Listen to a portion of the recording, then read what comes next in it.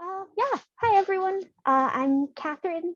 I use she, her pronouns, and I am a third year PhD student at Rockefeller. So I've done the high school, college, and now I'm going to try and get a doctorate if the bacteria let me. Um, and yeah, I'm in a lab that studies microbiology. We actually study the bacteria that causes the disease tuberculosis. Um, I think it's really interesting. And today we're going to talk about PCR, a little bit about gel electrophoresis and why we might want to do those different things in lab and in other applications like forensics and paternity testing. But just to kind of ease everybody into the Zoom session, I'm going to start a poll as an icebreaker. So let me know what your favorite season is. Um, Throughout the lesson, I'll be asking questions just to see how everyone's following. And if there's anything that I'm not saying clearly, just interrupt me. If you have any questions, totally interrupt me, but we'll also like leave time for that. Um, yeah, so we're doing pretty good on the poll so far. I think the person who has not voted is my phone. So yeah, I have to remind myself that we're only ever going to get to 1 minus the total number because I'm not going to answer my own poll. Uh, yeah, so a couple more people came in. Just wanted to say hi, I'm Catherine. Um, and when you get the chance, you can fill out the poll. But I'll end it in like 20 seconds. It looks like right now spring is going to win as the class's favorite season. That's awesome. My favorite season is fall, but I'll take it. Great. I think you guys can see the results. The spring has won. At this point, I'm just glad it's not as cold as it was. I will stop sharing these results. And yeah, now we can get to the fun part, the science. So what we're going to talk about is PCR. I think you guys have done a little bit of reading on it, but just to kind of get things going like a cooking show, we're going to start something. We're going to start loading the gel, which we'll talk about a little later, because it takes a little bit of time. And this way we can kind of go through some of the other steps I did last night to prep for this. But we want to start with something fun. And I'm just putting on gloves. I do the little spin thing so I don't have to touch it. And let me know if you can see the video from my phone. If anything's not clear, let me know. Oh, thank you for spotlighting the video, Odelis. Yeah, so these are our samples. We've labeled them A, B, and C, and they're in these really cute, really small tubes. And you can see that they're like totally clear. They're just liquid. And these ones are really small that they hold like 50 microliters. So micro is 10 to the minus 6. So this is like teeny tiny volumes. Then we have just kind of cool bigger tubes. This one has water. This one has nothing in it, but it's green. So I want to use this later because I think it's a good color. Yeah, so the first thing we're gonna do is put our samples in this gel that I made. So a gel is made of agarose. Basically, it's a polymer, so it's made up of several units, and it's like Jello. So you watch, I can poke it, and it's quite a hard one. It's a high percentage, and we talk about gels as a percent of the total volume. And we have these little combs in here. that lets us make wells where we can load our samples. So I'm just pulling out the comb, and then we'll take it out of this little tray where we make it. 1 second, 2 hands to that. And if I can get this out. So sorry, y'all. I'm gonna put you like that for a second. Yeah. Yeah, we have this fun, kind of looks like a piece of Jell-O. And in this, we have a chemical called ethidium bromide. Basically, it stains DNA. So when we put DNA in these wells, we'll be able to see it by imaging. So to start, we're going to actually walk with our gel to the box where we put it in for electrophoresis. We use electricity to move the DNA. So I'm not sure if y'all know, the charge of DNA is negative because of the phosphate backbones. I'm gonna leave you over here for a second while I pour some stuff. Yeah, the phosphate backbone of DNA makes it negative. So negative charges like to be really far away from other negative charges. You know, negative charges are attracted to positives. The whole opposites attract kind of thing. I actually can't see if you can see this. So we put the gel in, and we add what's essentially salty water around it so that the electricity can be conducted because regular water isn't that good of a conductor. So on the black side, we'll apply a negative charge, and ours actually even has a little, it's hard to see, negative sign there, so you don't forget. And on the red side, we have a positive charge, and we'll put DNA right at the top in these little wells, and negative DNA will move away from the negative well, and it'll, sorry, and it'll move down to the positive well. And you can think of it kind of like you're trying to move in a sea of people. If you are like really, really tall at a concert, it can be really hard to move when there's a lot of people. But if you're really short at a concert, you can move really easily through a tight group of people. And it's the same thing with the DNA. If the DNA is really big in size, it has trouble moving through the agarose, so it'll get stuck up at the top. But the really small pieces can move quite easily, so it'll go down. So let's grab our samples. I'm going to leave you here for 1 moment. Don't touch anything.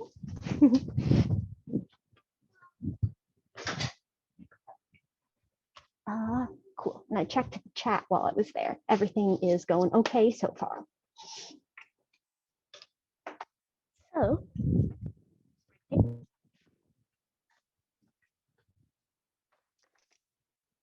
we have now, our samples are clear. So if I put them in here, I won't be able to see how far they've moved. And then I don't know when to stop it.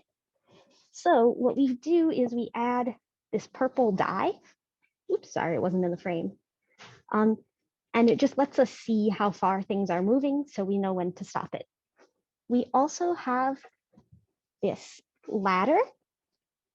Oh yes, as your instructor said, you can post any questions you have in the chat. You can stop me.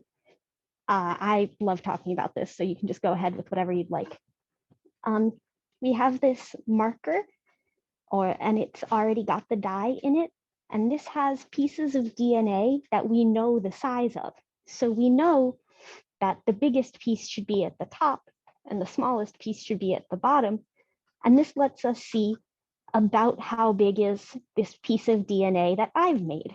So if it runs in between something that is 200 units and 400 units, I can say, okay, my piece is probably 300 units. So just real quick, doing the cooking show thing. First, we will add some of that purple dye to our samples. We just rest y'all.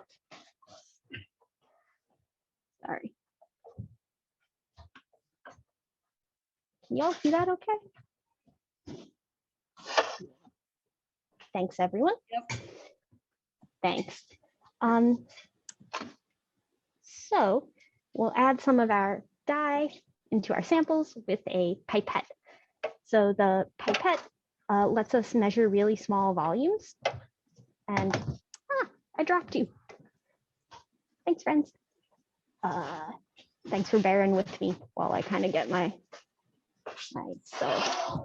situated. Okay, that'll work. Yeah, so Odellis asked if anyone's used a micropipetter before. Awesome that some of you have done so. They're really fun, in my opinion. So we'll shake everything and then add a little bit to each. Sorry, I almost didn't adjust it. So hard to see, but I'm just turning the top to get it to the volume I want. So I want this number to be 10. And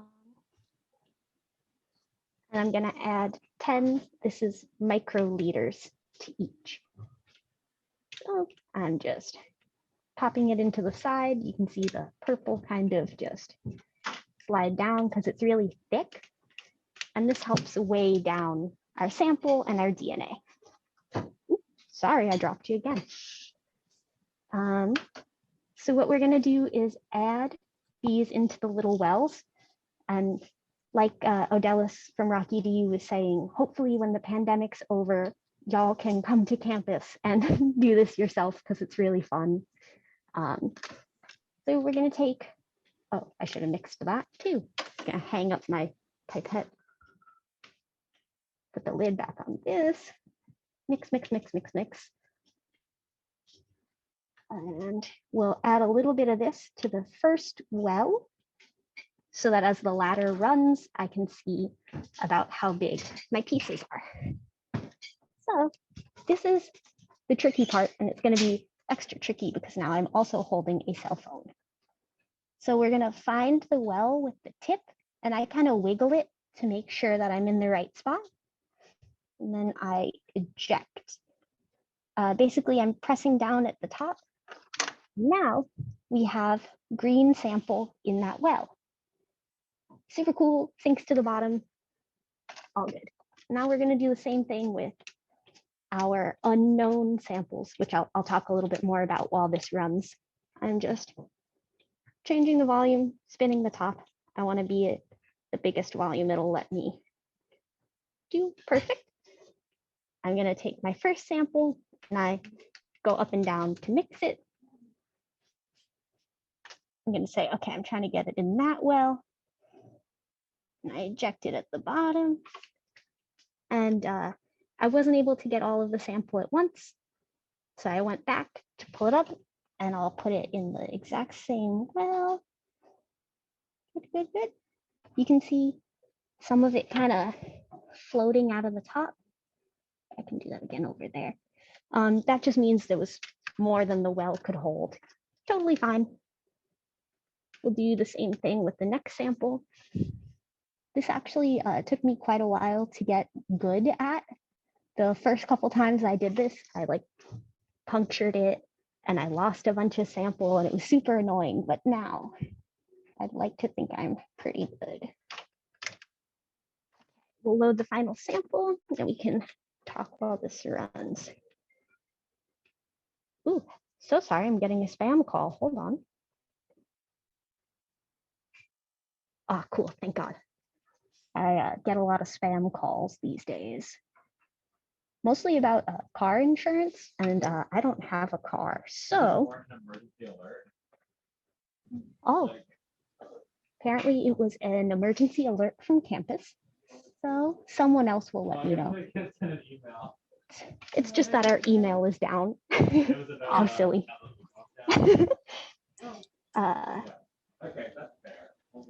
Great. And now we put on this little top.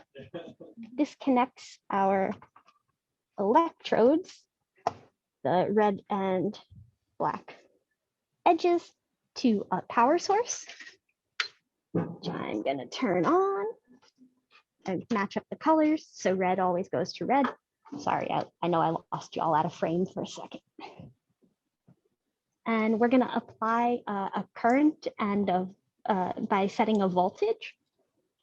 So what we'll do is say, okay, get it up to like 120 or 130 volts, because I want this to go fast enough for y'all to see the end.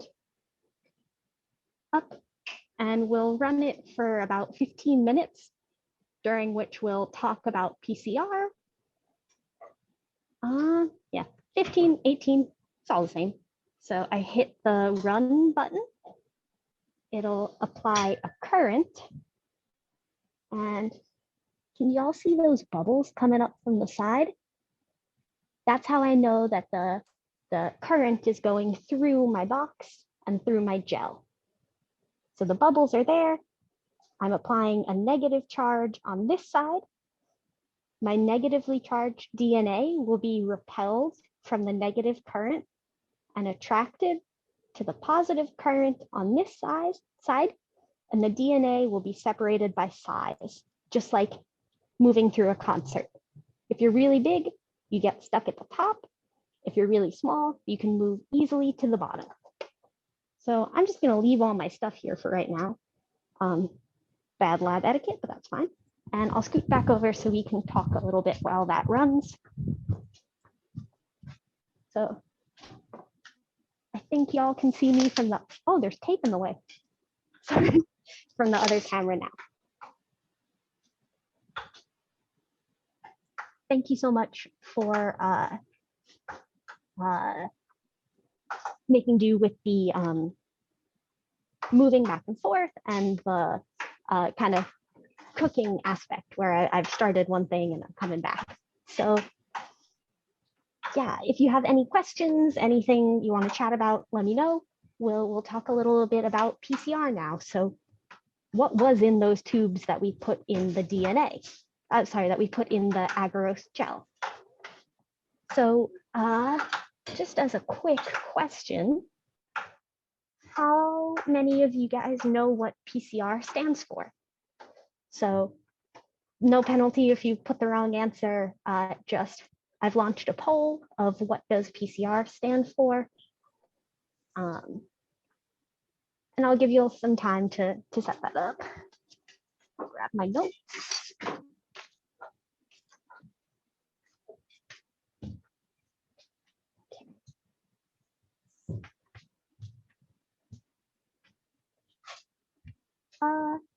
Let's give it like 10, 15 more seconds.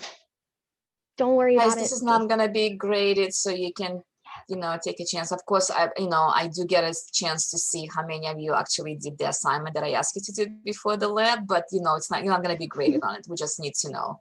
And so don't be afraid to answer. Yes, right. We cannot see who's answering incorrectly. We just want to see the number of people. And to me, it looks pretty good. I see that most of you actually did watch the videos that I asked you to see. And I will say, I worked very hard to make these answers pretty tricky. So perfect. I will end our poll if anyone wants to get any last minute votes in. Ready? Okay. So sharing the result for y'all. Yeah, PCR stands for polymerase chain reaction. Perfect. I understand why you put choice one, polynomial catalyzed reaction. Sounds kind of similar. You got poly, you got like a sciencey word, no problem. So let's go over why we call PCR polymerase chain reaction. Like, why does that name make sense? So polymerase, if you break down the roots of the word poly, oh, thank you for stopping sharing the poll. Awesome. Poly means many, and a polymer is a molecule made up of many individual pieces. So DNA, got my good model that Odelis lent me, thank you. is a molecule made up of individual nucleotides. So each of these colors here, this blue, this red, got orange and green, are different individual monomers, one piece monomer. It looks like I'm in jail. And they come together to make a polymer, many pieces. Ace is the ending we give to an enzyme. So polymerase means it puts many individual pieces together. A chain reaction is just like it is in physics, where one thing goes to two things, and then each of those goes to another two. It's an exponential kind of growth. So we'll chat a little bit more about that. Where? Oh wait, want to get my other? Nah, this is easier. When you're doing PCR, sorry for the dealing with this. We start with one piece of DNA, and then after one cycle, we get two pieces of DNA. And we'll talk about a cycle in a second. And after two cycles, each of these individual pieces goes to another two. So it's a chain reaction where one thing goes to two, and then each of those two goes to another two, goes to another two. And we'll do this chemical reaction, this polymerase chain reaction, like 35 times to make our samples. So we end up with a lot of DNA. So that's what PCR stands for. And now what's actually happening? What was in those tubes that I showed you, our samples? So can I remember what is my next goal? Okay. So for a PCR reaction, it's like baking. You have a lot of ingredients. I actually have my very messy lab notebook here where I wrote down all of my ingredients, but my handwriting's bad, so I'm gonna not show you that anymore. So things you need for a reaction. Well, we're trying to amplify pieces of DNA. So we need what we're amplifying off of. We need a template piece of DNA. And that's obviously made of DNA. So we need the template that we're going to copy from. We need the enzyme, the machine that does the copying. That's called a polymerase. That's an enzyme, so it's made out of proteins. And then you need the monomers, each building block. And these are called nucleotides. So you put all of that in a reaction. And now you need to know the enzyme can't just find a piece of DNA and be like, I feel like copying here. You have to tell it where it's going to copy from, and it needs a little piece to get started. These are called primers, and those are synthetic pieces of DNA that will pop in and say, okay, this is where we're going to start. So if we skip ahead a little bit, I'm so sorry that I'm not good at Zoom and I don't have this like on a share screen. No, it looks perfect. Oh, thank you so much. Great. So if you see, we start with our template. I'm going to scoot my face out of that. Thanks. And then we're going to open it up. We'll talk about that in one moment. And then these primers, these little red pieces of DNA, match up by the nucleotide matchings, A, T, C, G, that thing. And it says, okay, this is where we're going to start making more DNA. We're going to amplify based on these primers. So quick poll, just to make sure that I am explaining this clearly. What is the reaction template made of? That this first piece that we start with. Y'all are already killing it.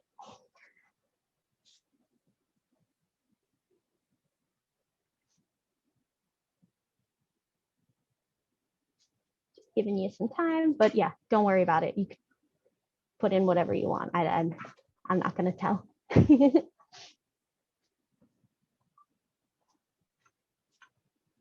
Okay, just waiting for a couple more people. And while I'm waiting for a couple more people to just answer, I will actually put in an answer myself. I should put in the right answer. Okay. We can check on how our gel's doing. You can see it's fogging up because it's getting a little bit hot, but our DNA pieces, our colors started out right over here where the wells are. And because of the electricity, it started to move down. You can see our purple has scooted down a fair bit. Still have like 9-10 more minutes on this, so I'm gonna leave it, but we know it's working so far, which is always exciting when you can get something to work. Put that back. And I'm gonna close the poll. So if you have any, thank you for spotlighting, Odell, it's super helpful. And I'm gonna share the results. You guys are superstars. Yes, the template is made of DNA. We're amplifying DNA to make more and more of it. So we wanna say, okay, copy this piece of DNA. Protein was a good guess, but that's what the enzyme polymerase is made of. That's the machine that actually does the copying. So how do you copy DNA? Well, we had the DNA in the double helix. Really cool. Everything's lined up by base pairing. The nucleotides have a match with each other. If we imagine stretching that out and flattening it, you can end up with this, where the gray is a phosphate backbone. It's the back part of the DNA, the negative charge. And then these are individual nucleotides. I have them turned the wrong way, but the blue one actually says C on it. The green one says G. And then the red is A, and the yellow is T. And this is like super accurate. They physically pair up like this, and they're quite tight. Pretend I didn't just do that. They're quite tight. They hold together. So the first part of a PCR is we gotta break them apart. I can't copy this if I can't read what these matches are. And you can imagine you're an enzyme. If you just go like this, like if you just touch the top, you don't know what these are. But if you break them apart, you can say, I know what this piece is. I have 3 bumps and it's short, so I know it's a C. This one has 3 bumps, but it's long, so it must be a G. So the way that we break apart DNA is called denaturing. We get it really, really hot, and then all of the pieces come apart. And it looks just like that, where it separates into the 2 strands. And then, like I said, the enzyme, sorry, balancing a little, can go in and read these and say, okay, short 3, that must be a C. Long 2, that must be an A. Short 3, that's a C. Short 2, that's a T. And it'll go all the way through, and that's how the polymerase reads what the letters are. So what we have is a primer, because if you open all of this up, how do you know where to start? The enzyme doesn't know what you're trying to amplify. It just knows, oh, look, there's DNA here. So you give it a little direction, you give it a primer that, just like these pieces, binds. So another little piece of DNA that binds here and then has this opening. So you give it a little head start of priming, and then it will allow the polymerase to keep reading and keep attaching new nucleotides. So the polymerase will go through and say, yes, what pairs with a C? And it'll go through all the different nucleotides and it'll say G. and it'll catalyze that reaction. You go all the way through, and then you'll make your whole piece, and you'll change the temperature and you'll start again, because it's a chain reaction where the product of each cycle becomes the template, the starting DNA for the next cycle. So you get many, many more pieces over and over. And the kind of written out way we do that is we take one piece of DNA, we get it really hot to denature it, break the two strands apart. And then when the primers match up with their complementary bases, that's called annealing. And that happens at a slightly lower temperature. This will actually depend on the individual nucleotide sequences, which of these guys are here. So when I show you the PCR I actually ran, it'll be a little different, but still the same. You get a lower temperature to kind of help the primer find its matching spot. Then you'll go through extension or elongation, where you add in all of the nucleotides. This is your actual amplification reaction. And then you do this again and again, like 25 to 30 cycles, and you have a ton of product, which is what we had in those tubes that we're running on the gel to see what we have. So I had tubes labeled A, B, and C. In one of those tubes, I didn't put any primers.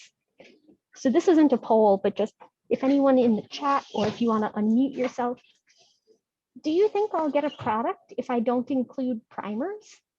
If I don't tell the enzyme where to start amplifying from?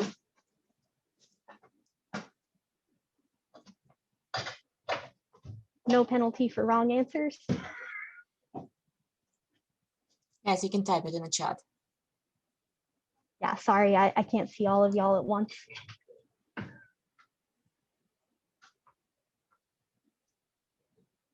You're awesome. Yeah, there's not going to be any product. Yeah, if I don't tell the polymerase where to latch on and start amplifying from, it can't find a piece in the DNA, and it'll just kind of float around there, and you won't get any product, which means you won't see a band on the gel. So in one of those 3 tubes, I didn't put any primers. Keep that in mind, because when we run them on the gel, I'm going to ask you which tube doesn't have any primers. You know that means there's no product. There won't be a band on the gel. What other questions did I have? Cool. This one I went over super quickly, so no problem if you didn't catch this. During what step that we saw here does the primer bind to the template? Is it during denaturing, annealing, or extension? No penalty for wrong answers. Go ahead, whatever you feel.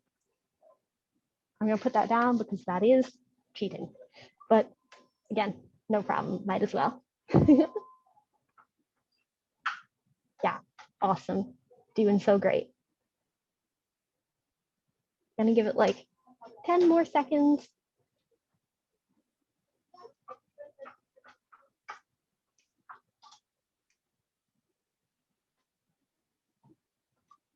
Okay, just so we can go check on our product, I'm gonna close the poll now, but yes, perfect. Primers bind during the annealing stage. They come together and match with the template. Denaturing, which was when we broke the 2 strands apart. Denature is anytime you break apart something. So you can also denature a protein, break it up into its amino acid monomers. When you break apart DNA, you apply heat and break it up into the strands. The nucleotides are unmatched. And the extension step was where we added in our new nucleotides to make that amplification. So after our primer had bound, when we added in each individual nucleotide to make even more, that's extending. This model actually was not the best way to show that, so I'll pull up this again. This is from Khan Academy, so super great resource if you all want it. We take our primers and we extend to make more of our target DNA. Awesome work. So, one final question before we walk over and check our gel. What does gel electrophoresis separate DNA pieces by? Does it separate them by size, by polarity, by acidity? So as a hint, remember that analogy I had, where if you're really tall at a concert, it's hard to move through that thick jelly of all of those people. If you're really short though, you can kind of slide through everybody quite easily. Awesome, you're doing super great already. Okay, I'll give you 10 more seconds, but you're on the right track.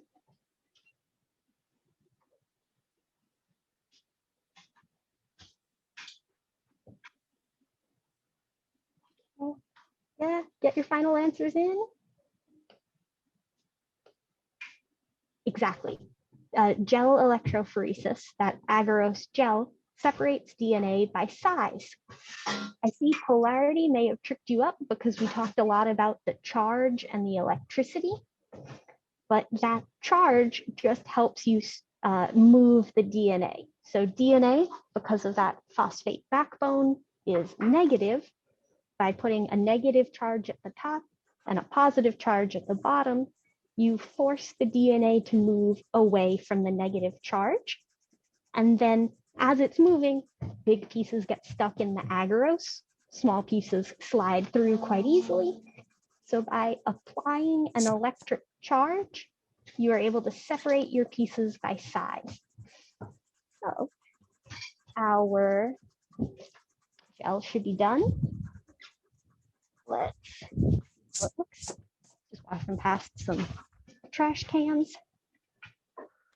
Perfect. Our run is complete. Flashes. I will remove the lid so you all can see it easier, but first, oh, I'm just going to steal some of these gloves. They're a different color. Oh, it's ripped. That's so sad. Okay, we got more.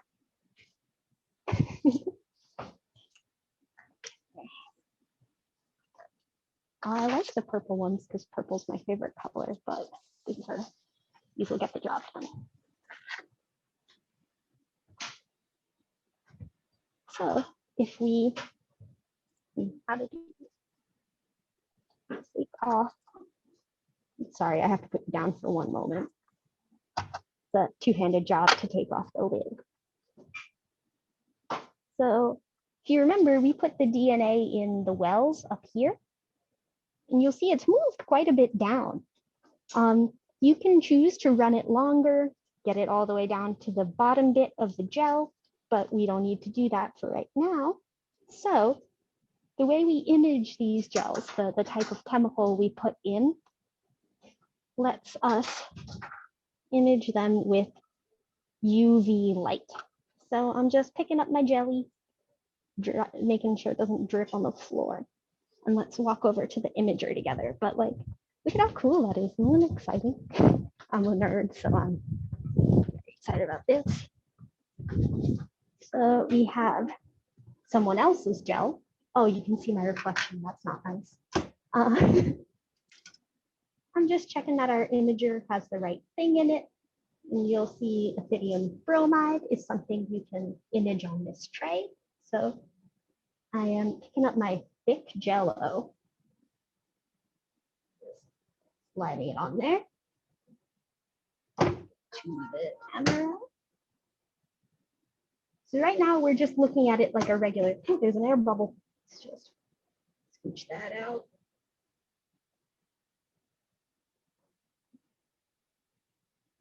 Nice. Yeah, a little bubble, but that's not a big deal. So you can see this. This is just a regular camera right now. Can't see anything special, just the dye bands. But when we use UV light, we'll be able to see bands from all the DNA. So we should be able to see the ladder, which will look like this one. You get bands for the different sizes of DNA, and then we should be able to see our products. So let me just turn off the saturation notification.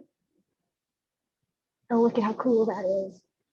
I hate that my reflection isn't there, but you can zoom in on this picture and look at the ladder, all of the different sizes separated. So this is the farthest down piece, which means it's the smallest. I'm so excited that y'all think this is cool because every day that I do this, I'm like, oh man, that's so cool. And I've been doing this for a couple of years now, but it's still so exciting.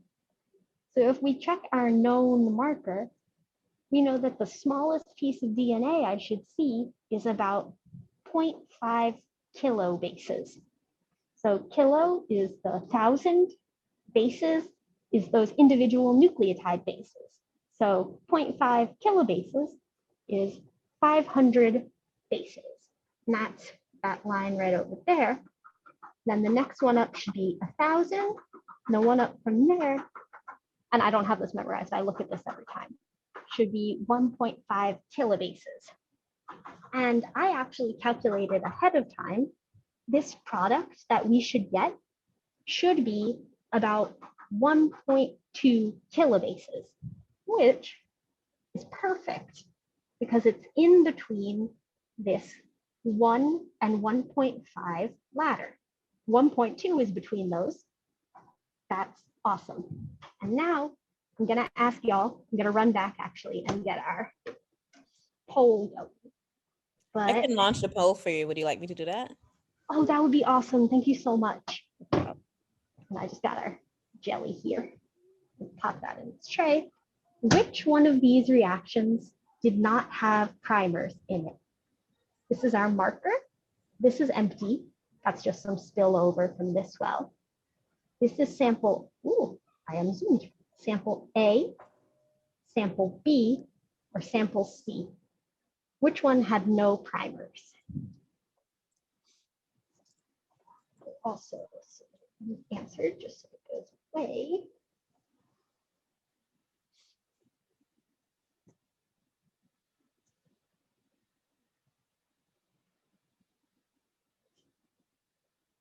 So once again, marker, this is empty. Sample A is empty. Sample B, this was an empty well. Sample C, and this was empty. These little bands are just spill over because you saw when I injected into the well, I kind of got some extra on the outside.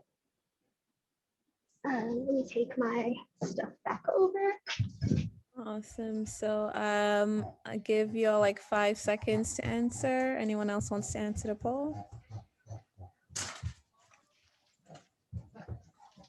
Oh, I ripped the glove again. That's why.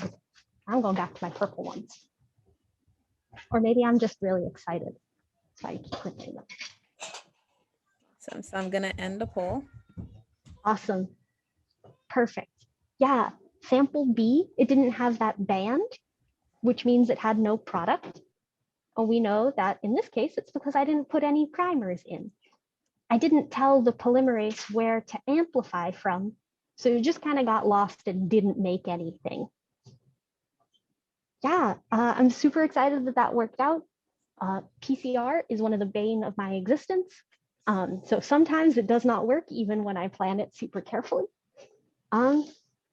Yeah, if y'all have any questions about PCR, electrophoresis, becoming a scientist, going to college, feel free to pop them in the chat. You can also unmute yourself. Maybe while y'all think about questions, I'll tell you a little bit about my schooling, how I got here. So I'm actually from Long Island, New York.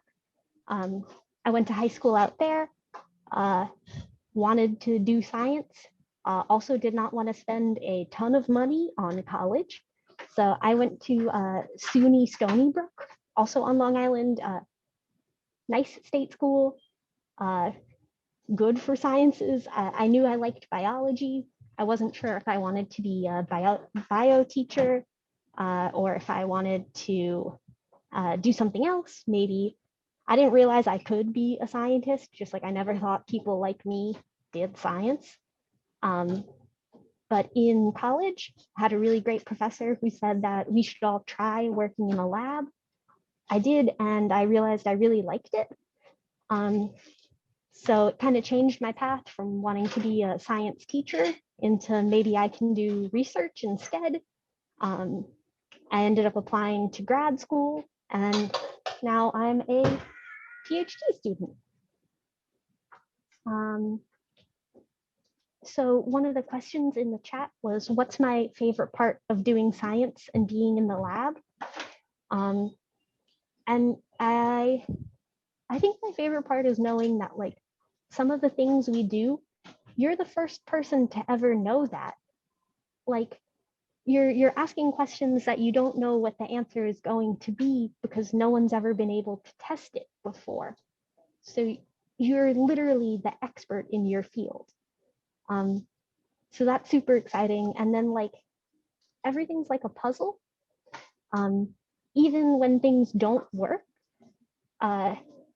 you know that there's like a reason it's not working, and you can kind of figure that out and learn more about whatever you're doing. So if I do a PCR for my research project and something isn't working, well, did I not add primers? Is my enzyme bad? Did I use the wrong temperatures? So it's just really exciting. I really like biology.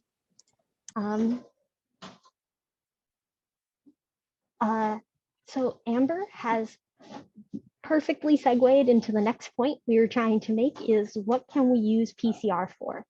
I did not pay you to say that, but perfect timing. So there are lots of different things we can use PCR for. Sometimes we want to just make more DNA because maybe we want to do genetic engineering. I want to clone that gene from the organism it already is in into something else. So like if you've ever seen those like fluorescent proteins, they use them to mark different types of cells. That's a gene from a jellyfish that you amplify with PCR, and then you put into another organism. So maybe they put it into a bacterium or a virus even, or like mammalian cells. They have some of those monkeys that glow, which is wild, but so cool. Another thing you can use PCR for is like kind of outside of the realm of research, more on the law side, is forensic analysis. If you watch CSI or Criminal Minds or anything, you might have seen people looking for DNA samples to see who is the killer or where they went next or whatever. So you can imagine that when you're like swabbing someone's soda can, you're not getting that much DNA off. You're getting like individual pieces. And by using PCR, you can make more and more of it. And by making more, then you can go in and say, okay, what is each letter of that thing? And by knowing each letter, then you can start to know, okay, who is this? And similarly, who is this? This is one of the ways you can do paternity testing. So if you amplify a gene, maybe let's say for, I don't know, hair color, and you amplify it off of the parent 1 and parent 2, so the maternal and paternal parents, and off of the child, you can say, okay, well, does this gene match what the two parents have given them? Because you know that humans are diploid. We have one copy of DNA from the maternal side and one copy of DNA from the paternal side. And that's how you get two copies at the end, diploid, two I don't know what ploid means, but 2 of them. I guess chromosomes, your genomes. So by knowing, oh, sorry, I realized I have a hangnail. By checking that these match the maternal and paternal genomes, you can find out, oh, if this doesn't match, you're probably not the parent. Or if this does match, yeah, you are the parent. Anything else before I talk a little bit about viruses?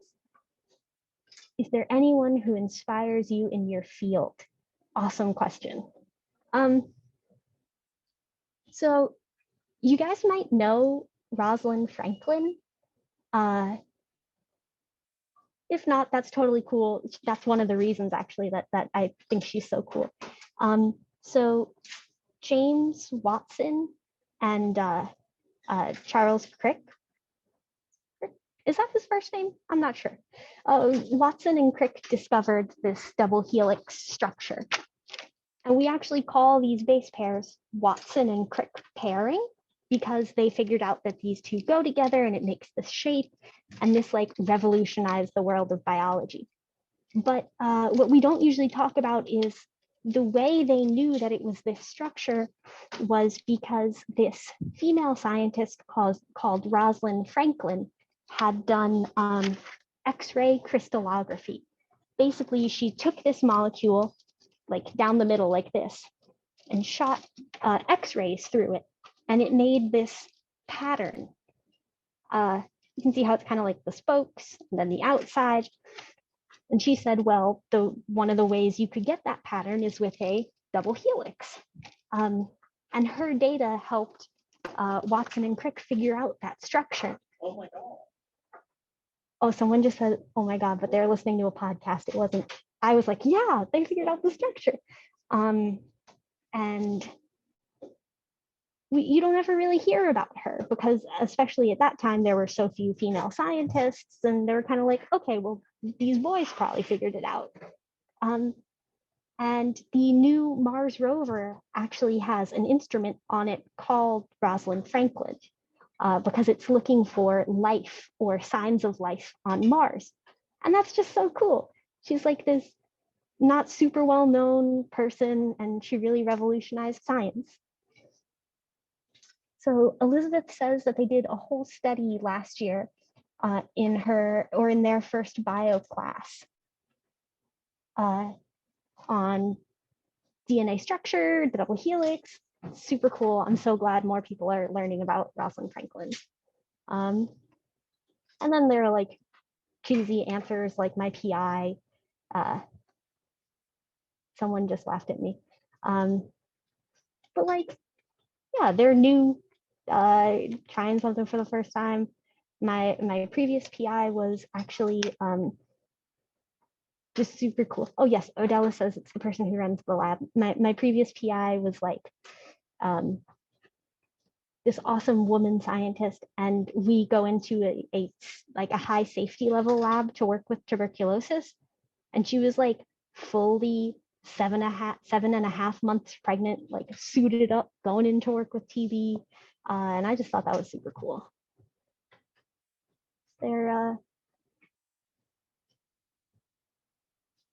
Who is the craziest person in my academic family tree?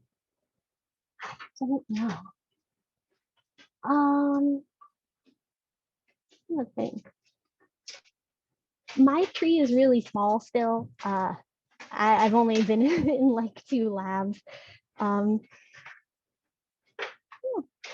I don't really have someone. I guess in undergrad, one of the grad students let me eat a liquid nitrogen frozen saltine. That was really cool.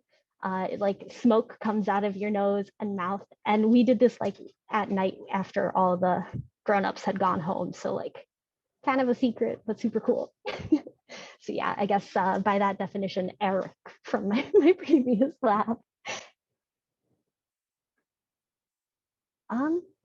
And I'm just going to make a quick plug for Rocky DU real quick. They do the science outreach here. Odellis is like one of the pillars of the team. And so hopefully when the pandemic's over, y'all can come to campus and like load your own gels and image them. And they do awesome work. If you're really interested in science and you want to be a part of maybe some summer programs, things like that, you can check out the Rock EDU pages for Lab Jumpstart. Odellis has linked everything. That's awesome. And the Summer Science Research Program, SSRP, reach out. And if you have any questions, I will pop my email in the chat. Oop, I spelled my name wrong. Yeah, that's how I spell my name. And, oh, I only emailed it. I only put it to one person. I am so sorry. I'm still not very good at Zoom. Yeah. Anything you want to ask, anything? Yeah, I'll answer pretty quickly, no pressure. Definitely check out their Rock EDU things. Those are awesome programs. Yeah, I don't want to hold you too long because y'all have something else. I echo that. Thank you, Catherine. So yeah, like she mentioned, Rock EDU Science Outreach Program. This is our alternative to being virtual. Usually we have our lab experiences where your teacher can actually bring everyone to our laboratory and you can do exactly what Catherine just showed you. Hopefully by next year we can do so again. So hopefully the teacher is looking out for those emails or she can sign up and bring everyone in. In the meantime, you can check out our page. We do have research programs. Those applications are closed for the year, but they open again in the end of the fall semester. So around October, September, look out for applications for those research programs if you're interested in doing something more full-time in science.